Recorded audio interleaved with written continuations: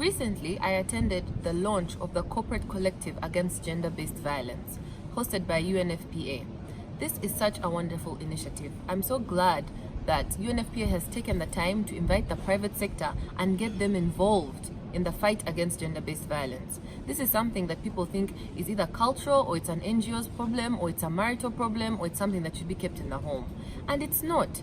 It's something that affects every single one of us. If your colleague or co-worker is having a problem at home, if they can't get home safely, if they are struggling in their personal life, how are you being there for them? Are you being a good friend? Are you being a good colleague? Are you being a good employer?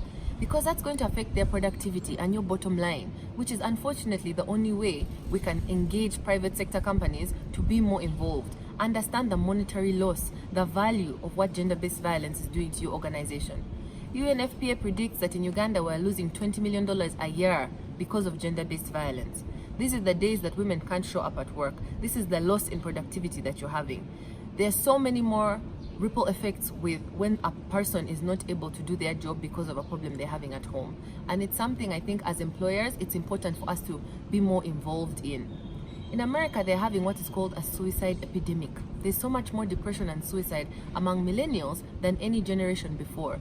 So now employers are being forced to have better mindfulness in the workplace, to have more flexible time, to be more understanding, more compassionate, to take more interest in their employees' well-being, because they are losing money.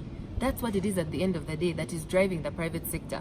If you're going to lose money because your employees are not of sound mind and health and body and they're able to do their jobs, it's hurting you as a company, and now that goes against your mission and your drive. And if you have shareholders, you're now doing them a disservice. So if that's what has to motivate you, it's fine, as long as you take an interest.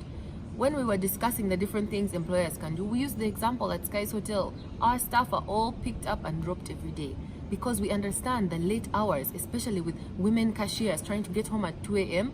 You don't want to risk an incident. Something happened to her on the way home at the stage when she was walking in the darkness.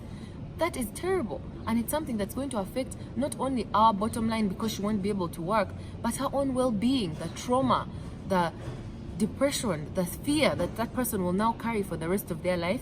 Yet it's something as an employer that you can take a simple step to mitigate, to make sure that you're more involved, that you're more understanding, that your HR has a compassionate approach to help people get through difficult situations. You can't say that's their problem at home, it doesn't affect us. We don't live like that anymore. We live in communities. So your problem is my problem. We are all tied together, and it's a better attitude, I think, because that's how everyone will move forward together in a healthier way. So I encourage more companies to take an interest in your employees, take an interest in what's going on with them, and also make it an environment where people are comfortable to say, I'm having this problem at home, I don't know what to do, and have some support there for them.